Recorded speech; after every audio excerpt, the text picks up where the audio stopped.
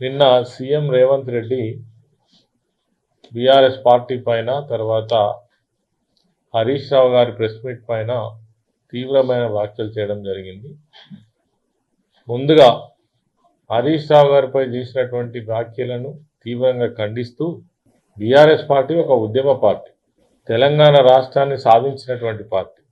రాష్ట్రాన్ని సాధించడమే కాకుండా ఈ రాష్ట్రాన్ని అన్ని రంగాల్లో అన్ని వర్గాలను అభివృద్ధి చేయాలనే ఉద్దేశంతో 10 సంవత్సరాల పాటు అనేకమైనటువంటి కార్యక్రమాలు నిర్వహించి ప్రధానంగా రాష్ట్రాన్ని ఆర్థికంగా, వ్యవసాయకంగా, విద్యాపరంగా, వైద్యపరంగా అన్ని రంగాలలో అభివృద్ధి చేసినటువంటి పార్టీ నాయకులు కేసీఆర్ గారు.